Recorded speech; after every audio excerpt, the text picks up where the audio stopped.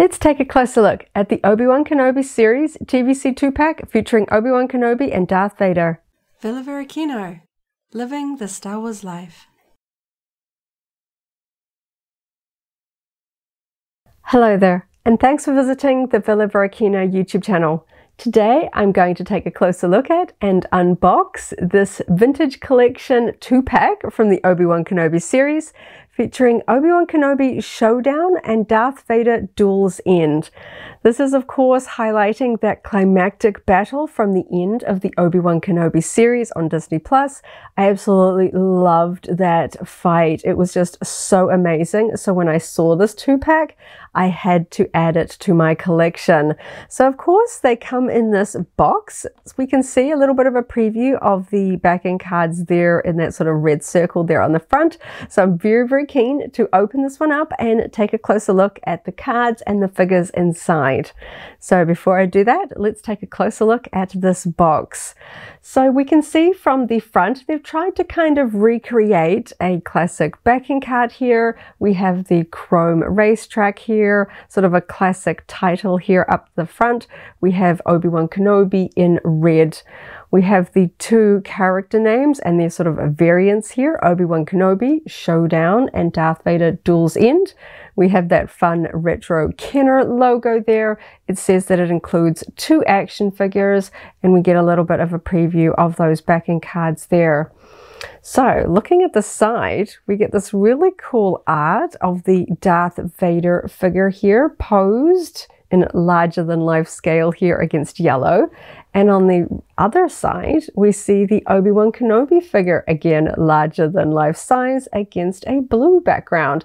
I would have thought maybe they'd choose like a red for Vader, but looking at the little preview, they have chosen the colors that are behind the figures on the backing cards. So that makes sense.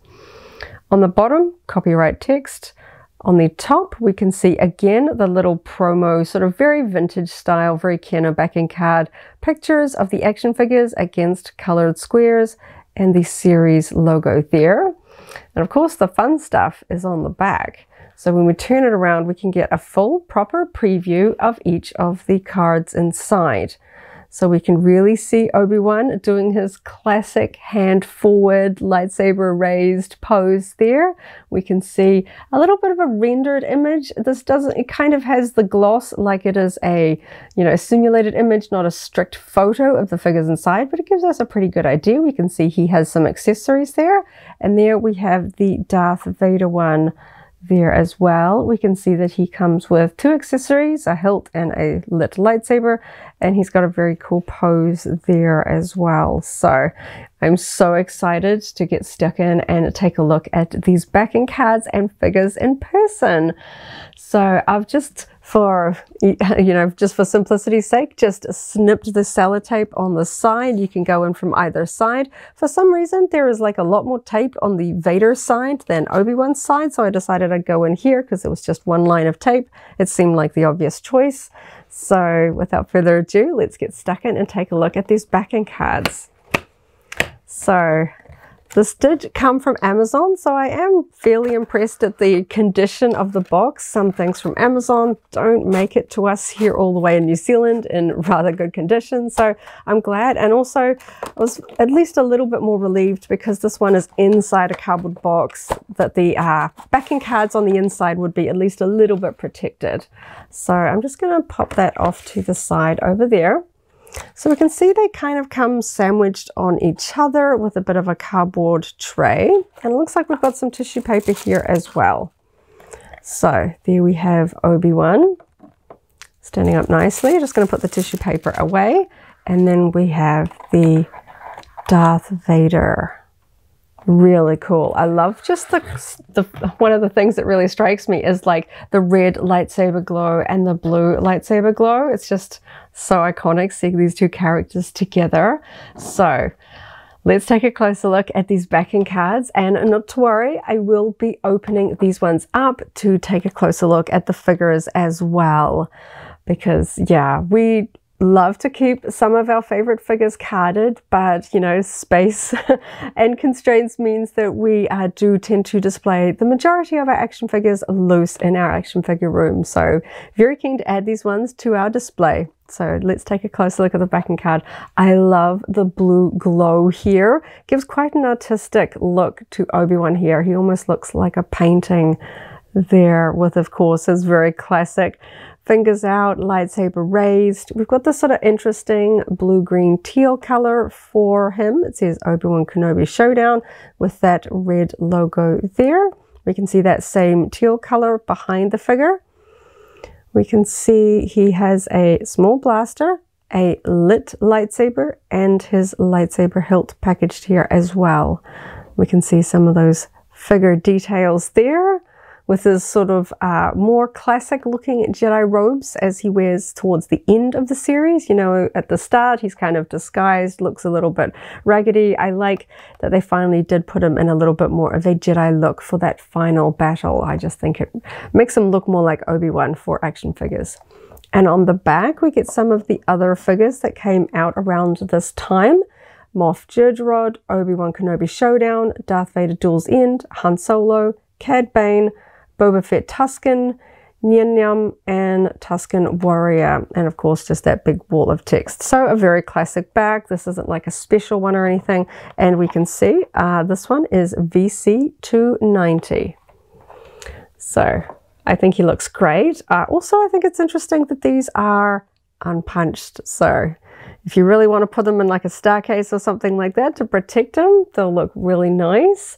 I don't see any sort of major dings, or, you know, certainly the bubble is perfectly intact. It didn't get crumpled. I guess the condition of the exterior box would let you know whether the inner contents arrived safely. I'm really happy with how that one looks. So if you are a mint on card collector, I think you'd be very happy with that one. So moving on to the Darth Vader. Again, we have that red Obi-Wan Kenobi series logo here, and we have yellow for Darth Vader Duel's End. So it's kind of interesting they didn't pick Showdown or Duel's End for like both of them. They don't necessarily match, but yeah, I think that that's kind of interesting that they chose a different variant sort of descriptor for each of these. And we've got this really imposing shot of Vader with his lightsaber lit, really cool there, and of course that Funkina logo. And we can see the Vader helmet with that split from that just absolutely devastating scene where we actually see Anakin, and we get that kind of mixed voices where it kind of flicks between Anakin and Darth Vader's voices. Oh, that was just so amazing. Sorry for the spoilers, but it's been a while, so if you're watching this, you probably should have watched it already. The lightsaber and a lightsaber hilt. I'm kind of hoping I can shift the helmet a little. It looks like his head is, or perhaps the helmet's up a little high. His eye's not really lined up very well with the helmet lens there. So hopefully we can adjust that a little bit to get just a really sort of sinister looking pose, because that was just such an amazing scene. And again, this one is unpunched. On the back, we have the same assortment of figures. Very standard there, and this one is the sequential number 291. So there we go. I think they look amazing on their cards. Very, very cool. I'm very much looking forward to getting these figures out and taking a closer look at them though. So I'm gonna go very carefully remove the bubbles because I will be keeping the backing cards, and let's take a closer look at these figures. So now I have removed each of the action figures from the plastic bubble. It's always best to do that slow and carefully. I just always fuss with the sellotape over these small accessories, so I wanted to do that carefully. So now we can take a closer look at the Obi-Wan figure. I'm going to start with him first. So he comes with 3 accessories. So we have his hilt, tiny little hilt there, and it has a small little peg, you can kind of see it there, for putting on his belt. Though considering this one is a theme from a fight, I don't know necessarily why you'd want to just pose them with their weapons. Particularly I am going to put them with their lit lightsabers in their hands. We have his tiny little blaster, really cute, just sort of a single paint job there, nothing too fancy. And then we have his lit lightsaber. So one of the things that I noticed, and you might be able to see it from this angle, is the lightsaber is attached at a slight angle. You can see it doesn't look exactly straight with the rest of the blade. Not quite Count Dooku's, but got a little bit of a curve going on. I noticed it particularly when I kind of rest it on the desk.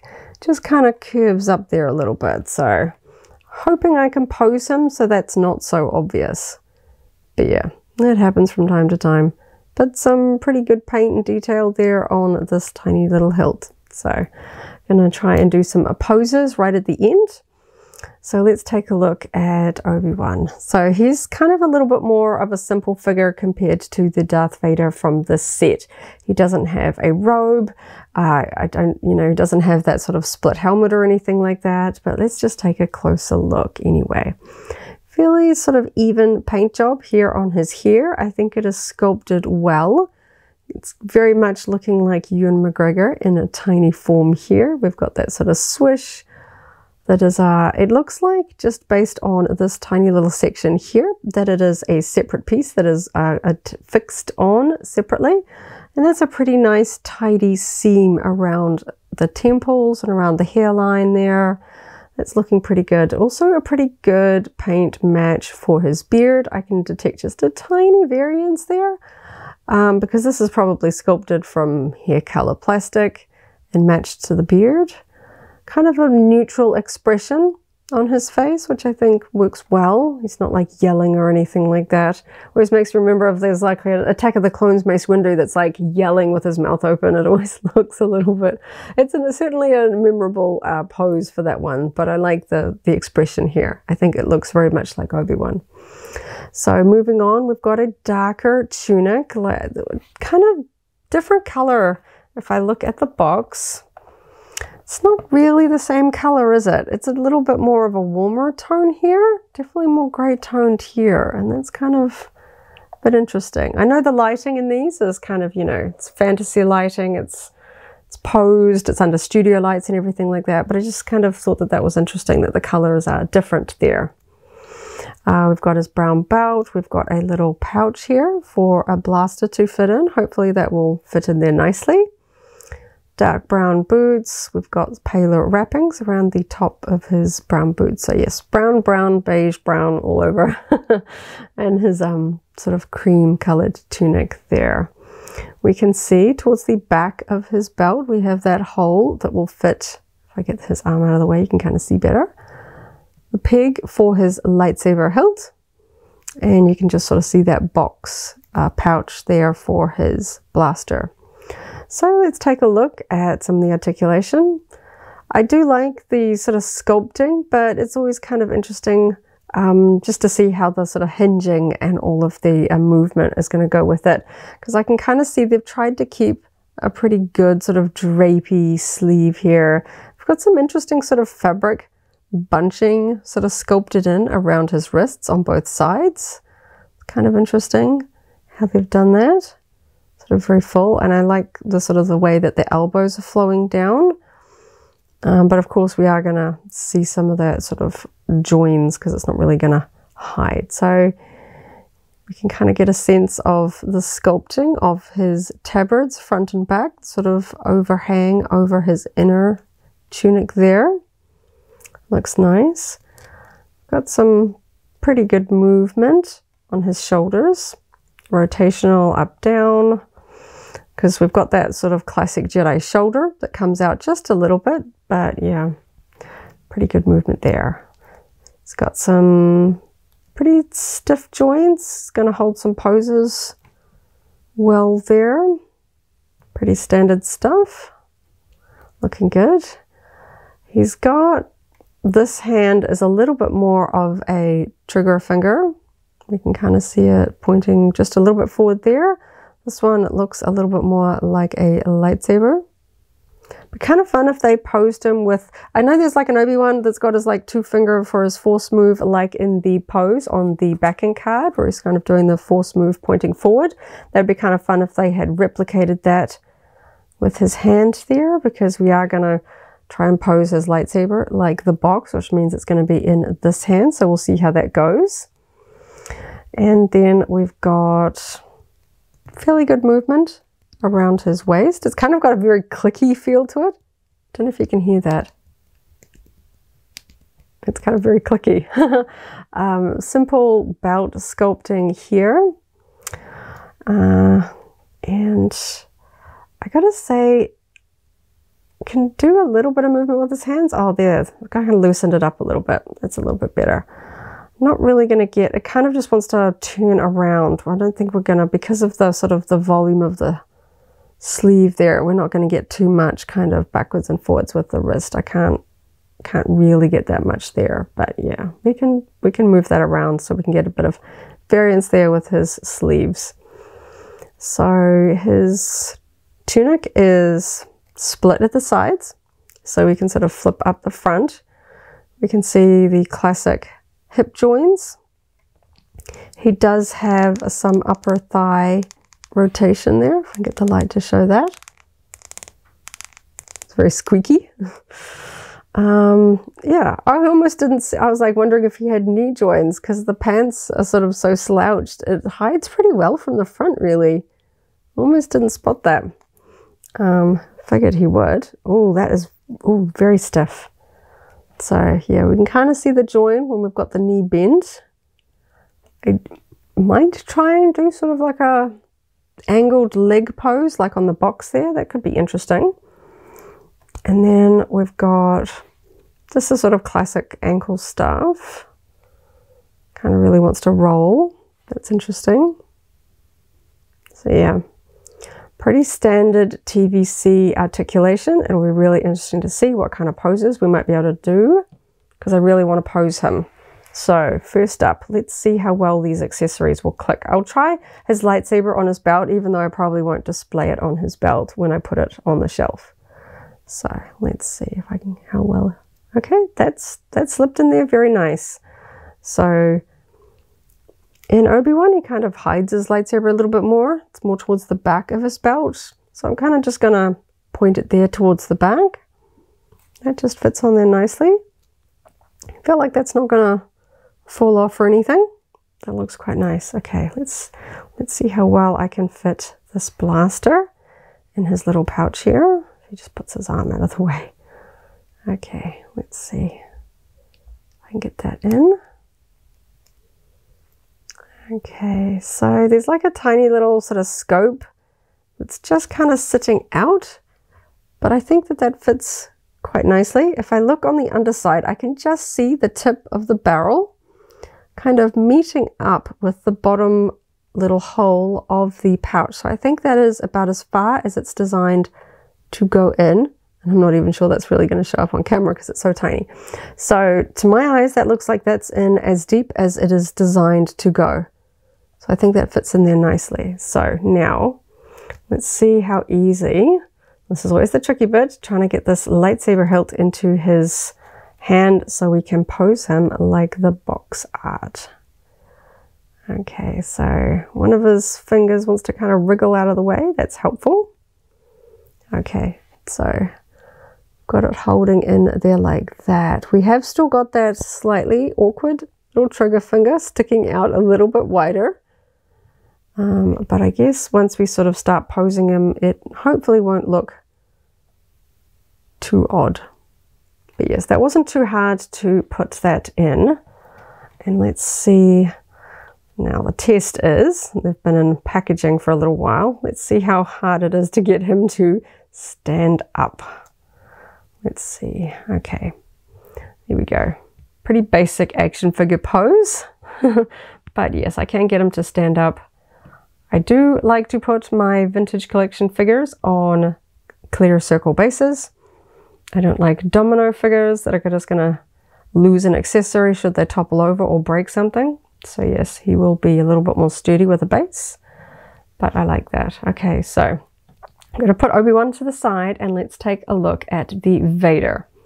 So the fun things about Vaders is they always look a little bit different when you get them out of their packaging, because their cape is always really well sort of tucked in behind them.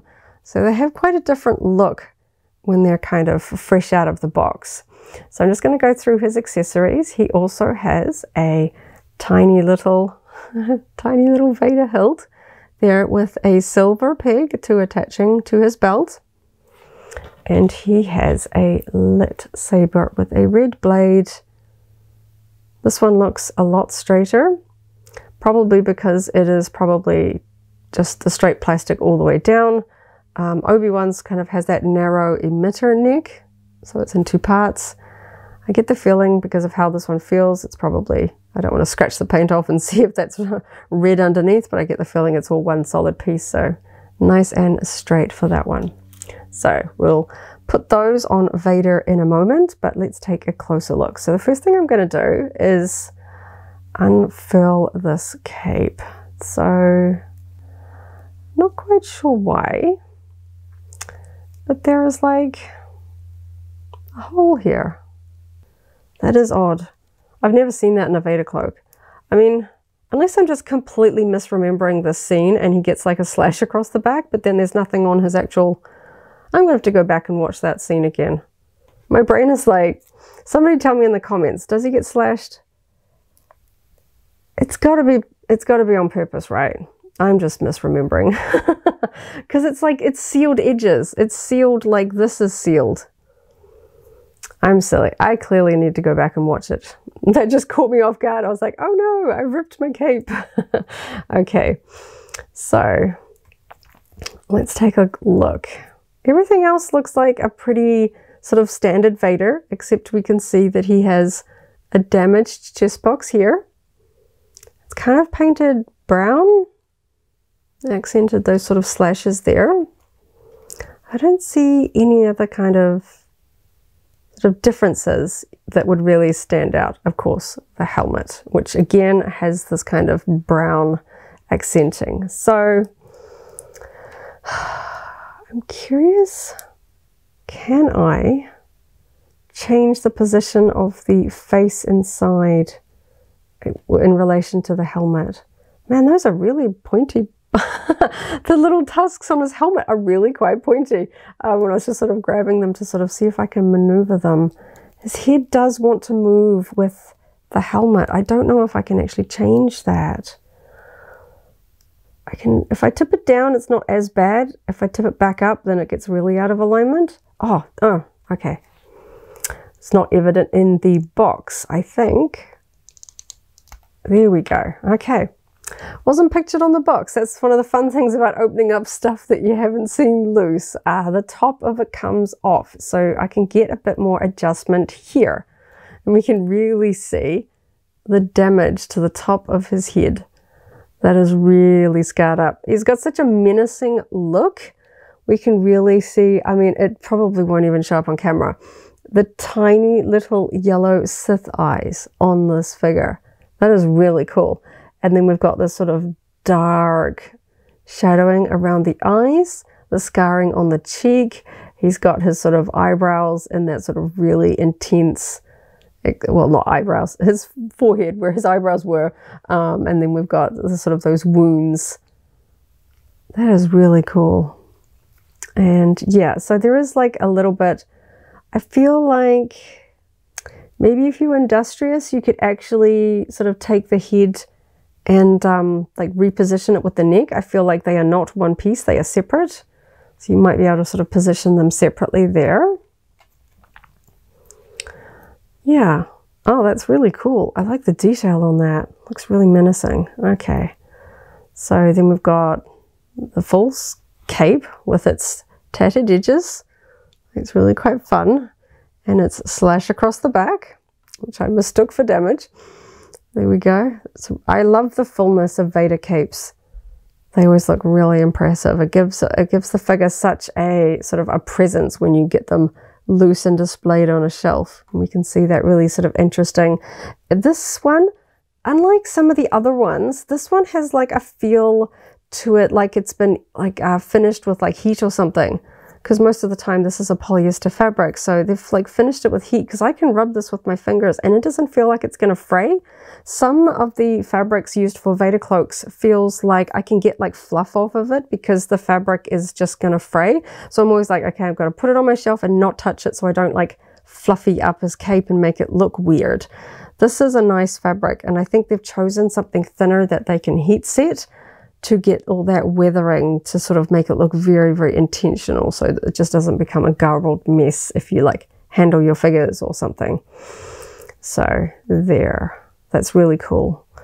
Okay, so I'm gonna just take a closer look at his top dome helmet here. So this one is not as kind of squishy as some of the other Vader helmets. There's like a tiny bit of give, but I think it's actually perhaps a little bit more rigid than some of the other ones. I can kind of squish it more here. But yes, some of the Vader helmets I've come across are quite squishy, and they kind of are better shaped when you put them over the head. But the sort of the damage on this one is really cool, and I can see the painting even in those little indents there. Looks really cool. And I can see the tiny, it probably won't show up on camera, sorry, the tiny dots that I can see from the printing method. So this isn't like hand painted on. I can see the very, very tiny dots from the printer that has been used to apply this. And then we can see that it sort of goes a little bit towards the back. Yeah, really, really cool. So I'm hoping if I go and reattach this that I can get perhaps a slightly better angle for his eyes. Let's see. What do you guys think? I think that looks a little bit better. Because that's one of the things about these boxes. And especially if you are going to keep it on a card, you won't necessarily be able to see the positioning of the sort of helmet and the figures because it comes in a blind box there. You know, because normally if you see a bunch of your carded figures at your store, you can go through and go, oh, that one's sitting a bit funny on the backing card. I like the way that one's positioned. Especially important for carded collectors. You want them to look just right because they're in a bubble. You can never touch them. So that's one thing that's, I guess, a little bit useful for those of us that open them up. We can go in there and tweak and adjust. So it's not exactly lined up with the lens, but at least, I mean, I'll have to go back and look at my video, but I feel like I got his eye in perhaps a slightly better place. And that wasn't too hard to take on and off. I think that was pretty easy. So fun if you like to, you know, change your displays and perhaps want to display him with his top half of his helmet off. Very cool. So let's go in and just take a closer look at the articulation. I like that I don't need to fuss with the cape, that I'm worried about, you know, damaging the edges or something like that. So we have his sort of shoulder armor is attached at the very top, and that swings up pretty freely. I'm not too worried about that. His arm goes up pretty high. We can see there from the sides. Actually, that arm moves quite freely. Just want to kind of tap that shoulder bit down because it does want to kind of go back up. He also has some tight elbows like Obi-Wan. And yeah, we've got a little bit more movement with his arm, I think, because we don't have those sleeves there. So we'll get a little bit of posability with his wrists. I like the armor detail here with his gloves, with that sort of horizontal lines there and the vertical lines of his undersuit there, looking really nice. Interesting kind of like how matte finish this is, which this is a plastic sculpting of the sort of the top half of his fabric sort of tunic that forms into the skirt. So it's kind of an interesting texture. This feels a little bit different to other Vader figures I have. That's kind of interesting. We can see the painting on the boxes on his belt. Looks relatively tidy. I still really like the damage on his box there. So we've got some nice easy movement at the waist there. That's good. Same kind of movement on his arms, quite free, up and down, a little bit smoother on the elbow there. And we've got some good movement with his hands. He also has a little bit of a point with his hand, which kind of, you know, Vader does point We don't really see him hold a blaster, so it doesn't really, I guess it's more of a force choke than a trigger finger. And his other hand is a simple, just sort of grasp there. So moving on, his codpiece is rubbery. I can lift that fairly easily. We can see he's got, very easy to move his legs actually. That's a really free movement there. That almost caught me by surprise. It always looks funny seeing Vader sit down like that. Then we have some rotation in the upper thigh. It will get the sort of the stripe sculpting of his pants a little bit out of alignment, but if you kind of move it so that they line up again, it's not too bad. I'm always kind of like a little bit fussy when it comes to making sure that the sculpting all kinds of lines up. I know that means I probably don't make very interesting poses with my action figures. So of course now for the lower half of Vader, we have his classic shin armor here. And of course those it extends over the knees, so it's going to do a little bit of a job of hiding that articulation. But looking pretty good there. Kind of a snaps into place there. And we've got very classic ankle articulation there. So now let's see how well he stands up. Okay.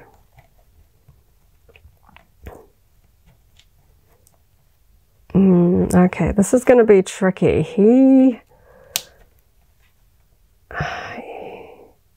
He's definitely going to want a base, I think. He just wants to tip back. Oh, come on, dude. Stand up for me.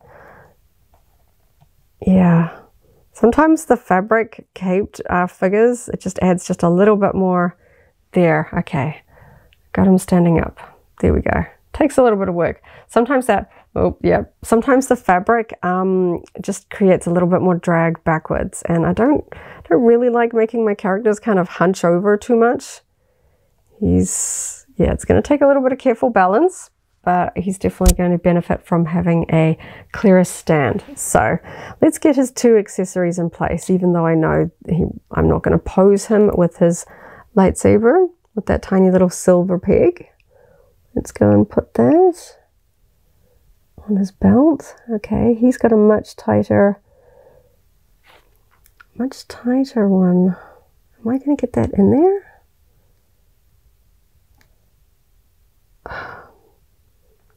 I feel like there's silver paint on the end of this peg, and I feel like it is, just looking at it, it looks like it's bigger. That one does not want to go on. I'm not going to force it because the last thing I want to do is snap that peg off. Okay, that is a really tight fit. I am not going to force that in there because I do not want to snap this peg off in his belt. I will never get that out, and I am not going to display that there. So for my personal reasons, I'm not going to put that on there. I'm going to leave that off to the side. But we're going to see how well he holds his lightsaber. That is a shame. If you know that you're going to, okay, that one just snapped in there. That was really quick. Nice. Okay. For those of you that do like to sort of do perhaps some subtler poses and put, the hilts on so they can do some sort of Vader hand choking and stuff like that, if you know that's how you're going to display it, I guess you can just go right ahead and push that in there. But I know that I am not, so I don't want to make a mistake and ruin it. Because this box was not available locally for me. I don't want to have to go and buy another one because I broke something on it. Okay, so are you going to play nice and let me pose you? Yep, he is going to need a clear stand for my shelf. He just wants to keep tipping back. I must say his ankles, okay, I got him standing. Okay, so let's get Obi-Wan here. See if I can get them, nope. Okay, that's definitely going to take some stands to make these guys stand up, but let me just see if I can just sort of hold them like the box so you can get a little bit of an idea if I get my hand out of the way. There we go. So there you have it.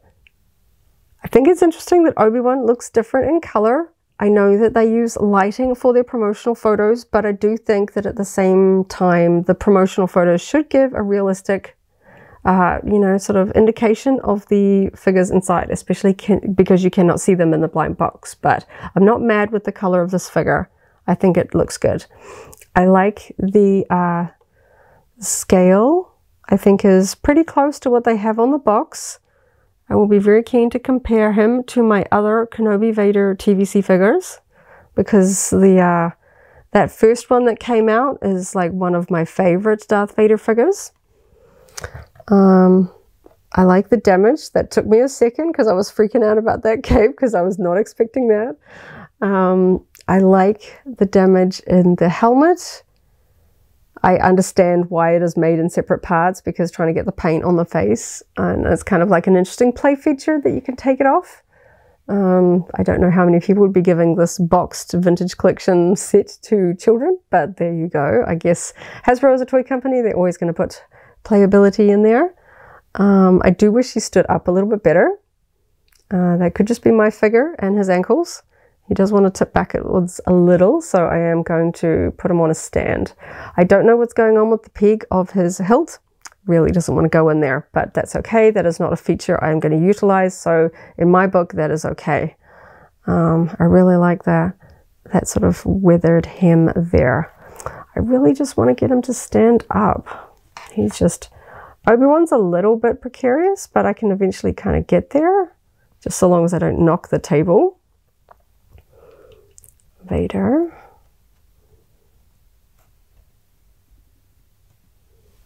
Okay. Vader's leaning over. Ta-da! There we go. Obi-Wan versus Vader. Reversed from the package, but I got them to stand up. I think that looks really cool. He does actually look kind of imposing leaning over like that. Phew, there we go. I'm really happy with these figures. I think they look cool, and I am especially looking forward to getting them on bases because I do not want to lose him off my shelf. So there you have it. That is the Hasbro, the Vintage Collection Obi-Wan Kenobi series 2-pack featuring Obi-Wan Kenobi Showdown and Darth Vader Duel's End. Let me know in the comments down below if this is a pack that you are going to be picking up, or whether you've already added it to your collection. Are you going to keep them carded? Are you going to open them up for a display? Let me know your thoughts about how well Hasbro did on this box set down below. I was a little bit mixed at first, I got to admit, because I'm always anxious when I cannot see the figures. You're sort of buying blind there, but all in all, I am happy. Just a few little quibbles. I wish Obi-Wan's lightsaber was a little straighter. I wish Vader was a little bit more steady. But all in all, pretty cool. I'm very happy. Such an awesome scene from a show that I really enjoyed, and I can't wait to add these to my vintage collection display. Thank you so much for watching. Check out our other Star Wars unboxings, including the Vintage Collection, Black Series, Funko, and more. Catch you in the next video, and as always, may the Force be with you. If you enjoyed this video, go ahead and give it a like, check out our other videos, and subscribe for alerts about new uploads. Thanks for watching, and may the Force be with you.